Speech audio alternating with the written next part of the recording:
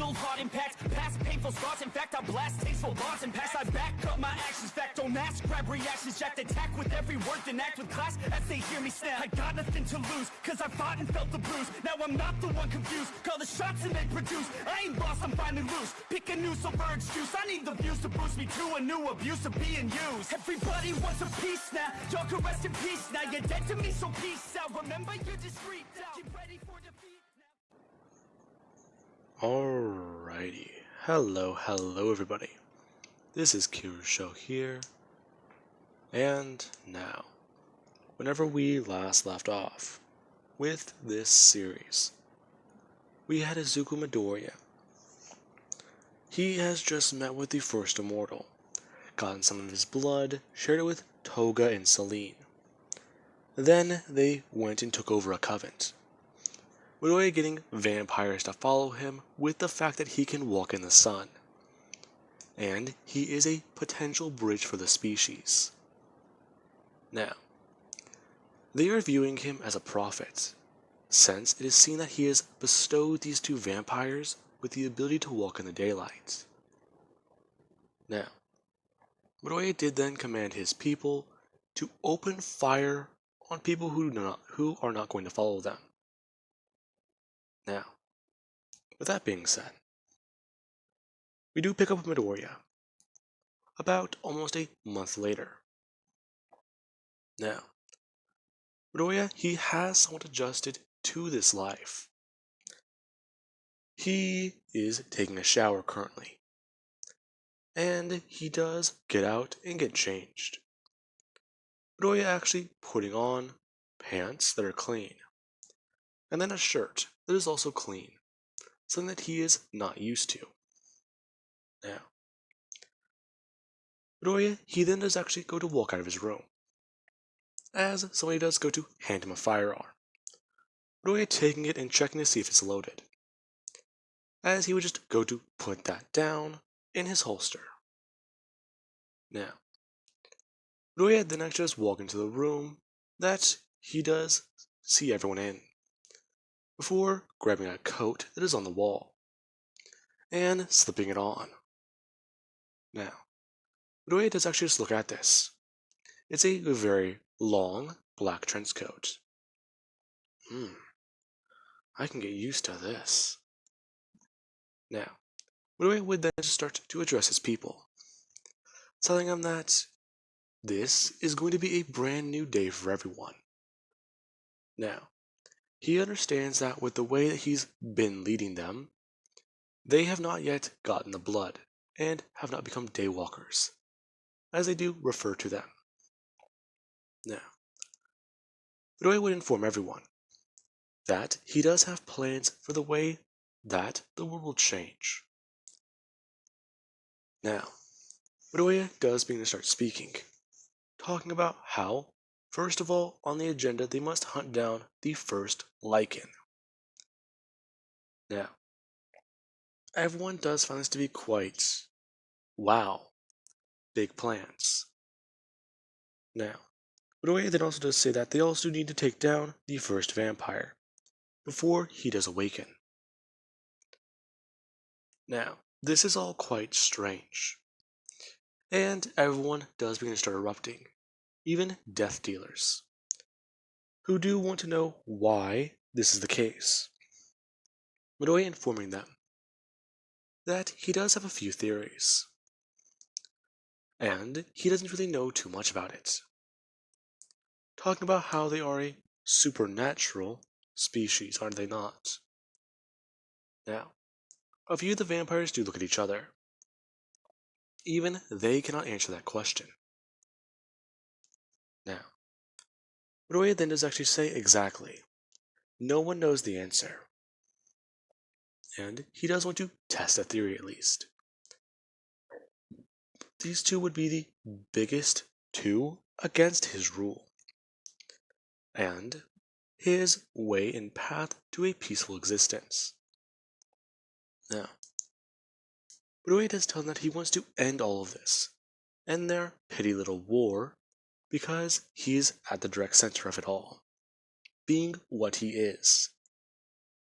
Now, Celine would walk up on Midoriya's right, and Toga on Midoriya's left, as he would just say, and these two here.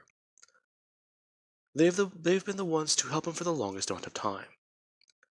So, they will be helping him on his current mission, along with some death dealers. Now, we do actually then have a squad that does walk up behind them all. Midoriya is saying that these are the ones that he does trust the most currently, and that they'll be helping him try and bridge the gap between the Lycan he's found. Now, Midoriya and the Death Dealers would leave, as it is currently very late at night. Now, as they are driving, we do actually have Celine asking Izuku how he found a Lycan. It's easy. They smell different. Yeah.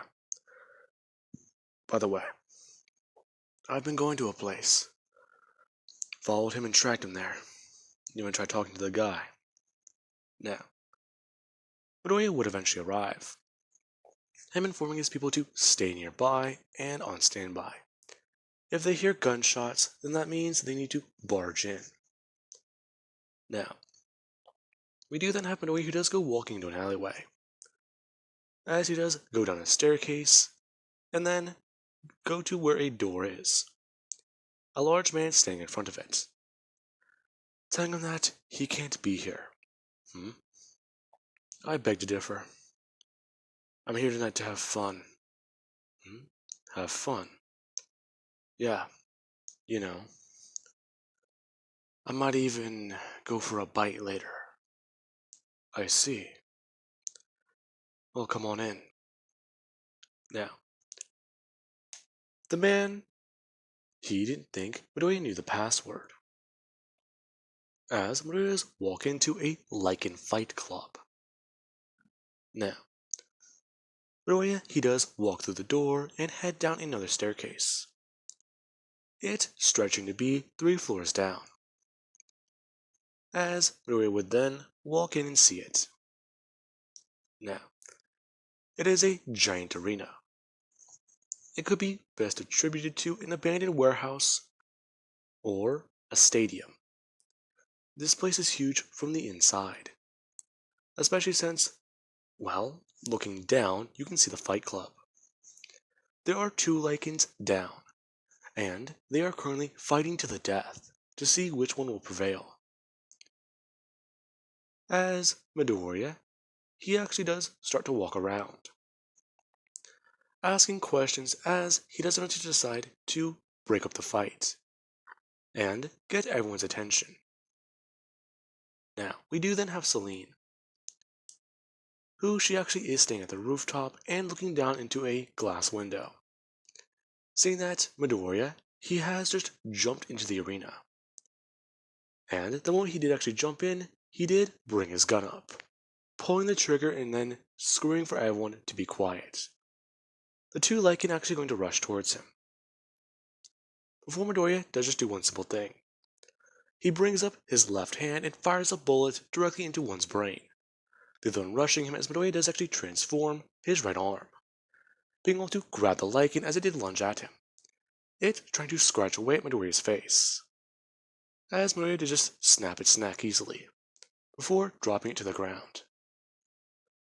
Midoriya then actually holding up his hand and shifting it back, telling all of them that he is here tonight because he wants to speak with their strongest and their leader.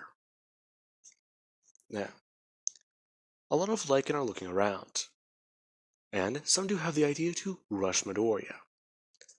However, he must be a pretty powerful Lycan to have the balls to walk in here and demand to see their leader.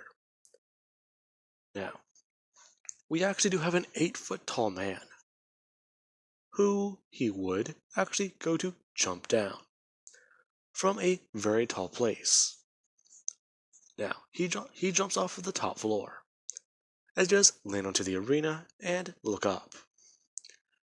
Him saying that he's the one in charge here. You? Yeah, I just took this joint over a few weeks ago. Hmm. I'm aware. I followed someone here. Hmm. If you're aware, then why do you want to fight me? I'm the strongest lichen there is. And I doubt that you'll put up a fight. Too grand. Hmm? Easy. What I would say. Him actually taking the gun and tossing it over his shoulder. As he actually does take off the leather jacket. Him then actually taking off his shirt, unbuttoning it, saying that he knows that this place, they are actually very well organized, and they know a lot about the streets. Hmm? And, well, it's quite simple. I came here for an agreement, but I would say, him tossing his shirt to the ground, telling them that they can join him, and help him with what he does plan to do. Now, the Lycan does just call Midori an idiot, and ask exactly what is his plan here, today. Easy. You're the boss, right? The strongest of the species is in charge? Well, it's easy. I'm the alpha. Roy then cracking his neck, saying that he's here to fight him and become the one in charge.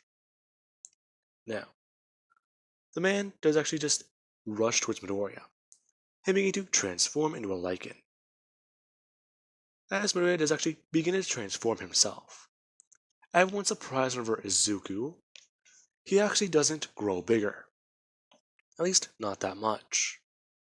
Now, Midoriya, he is at least 7 foot tall when compared to this bigger lichen, who is now around 11. Now, Midoriya, he actually does rush forwards, as the lichen and him do actually jump at each other. The lichen actually being able to hit Midoriya, and send him flying towards a wall. Midoriya smashing into it before he does just get out of it, and rush back in. Now, the lichen does watch as Midoriya virtually does almost disappear, before trying to throw his hand behind him as Midoriya just brings his hands up and somewhat tries to catch it, being able to dig his claws into the lichen's arm, as he tries to swat him away. Now, Midoriya, he does actually just hold on for dear life the moment that does happen. Him actually bringing his feet up and throwing out his claws, and trying to slash upwards with them.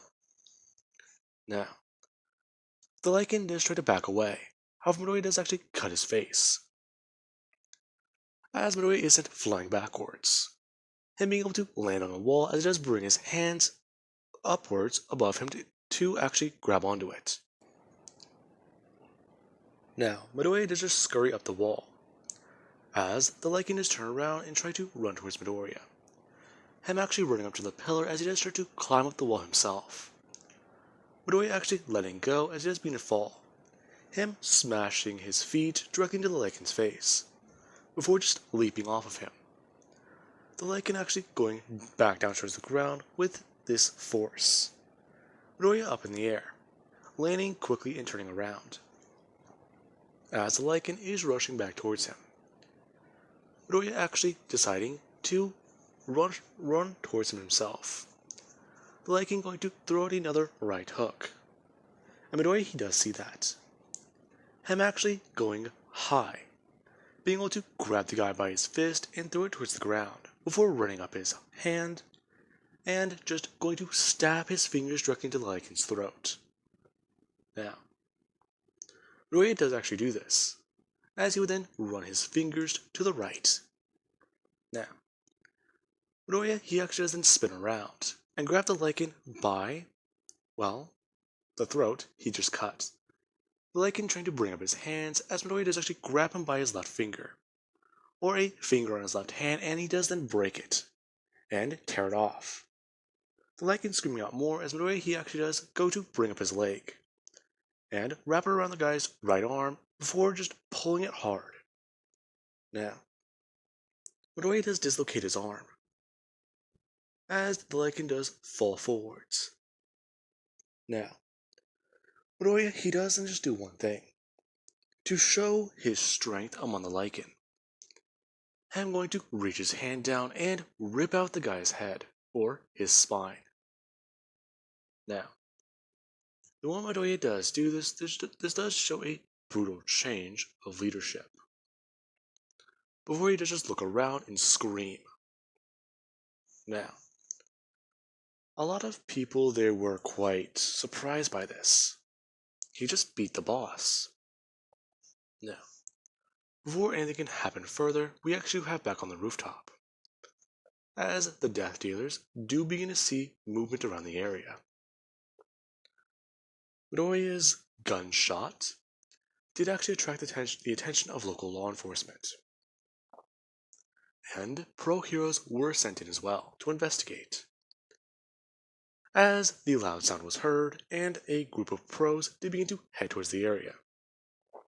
Now, they had to take down the guy at the front door, as a lot of them did begin to rush in and find the illegal fight club. Now, we actually do have where a large blast of flames and explosions are heard, as lichen begin to scatter. Now, we do have Midoriya, who, after he did scream, he does see all the lichen beginning to run away. Him actually screaming again louder and trying to get them to stay. However, well, an entire group of pros being here, this is bad. Humans are on their turf. Now, we do have Midoriya, who, after seeing these pros take down Lycan effortlessly, he does begin to actually try to make a plan himself. The only exit here is basically fucked. So there's gotta be other ways out of here. Shit, he knew he should have scoped this place out in the first place. He only knew of the one door. Now, Midoriya, he actually would go to run towards the pillar. Him actually trying to climb up it. As a pro hero does spot Midoriya. Now, they do go to rush towards him. As Midoriya, he's already back up towards the top. Him actually leaping through the glass window on the top of the ceiling. As the pro would follow him. Now, Midoriya, he actually does then go to put on his jacket. The moment he does go to walk away, thinking that he just left. Damn it, I'll have to come back here soon, or try and find more people. Now, this is whenever the pro does tell him to stop, as Midoriya actually would turn around. Him still in his hybrid form. The pro hero actually with his hand up and a, well, finger on his gauntlet, telling him to turn himself in. You. Yeah, I'm a pro. Now, turn yourself in and no one gets hurt. I've heard of you. Have you actually? I think so. There's a lot of cases like yours. These particular group of quirks. In fact, I don't know too much about them. You, however, need to turn yourself in. You just murdered a man. You murdered 3, in fact, didn't you? Yes, I did. I don't regret. Besides, the world is bigger than you know, pro hero. Really now? But are you actually going to turn around and fully face the pro? As I would actually say that, he does seem to look familiar. Now, the guy does just say that there's no chance in hell he knows him. Now, Midoriya does just begin to start reverting back. As his hair does turn back to green. Or at least back to black, actually. He still did dye his hair, if I remember correctly. So I'm not just going to say, oh, it's green now for plot convenience. I'm not going to do that. Anyways, now, Midoriya does actually revert back to a human form. And Bakugo does look at Midoriya. Him kind of confused. Realizing that he does look familiar. What the hell? I see. So that's what I thought. Besides, Pro, what's your name? Hmm? My name. What's yours? I don't have one anymore. Too many. In fact, you can have one. Him saying the name is Zuko Midoriya, for example.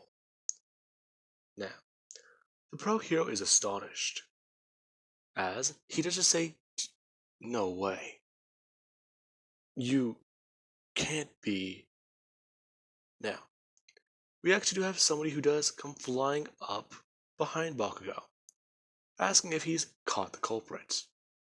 Him turning and saying Ochako, for turning back and seeing that Midoriya is gone.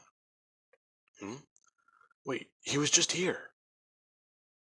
Now, we do have Midoriya who, within this time, already got to the end of the block and did get back in the truck. As they do begin to start driving away. Now, Midoriya, he does actually tell Selena he just had a blast from his past. Hmm? Did you now? Yes, I did. Ray would say. As he does also talk about how he also fought a purebred lichen. Hmm? Really? Yeah, that was intriguing. Midoriya actually going to bring his hand up and turn on the radio.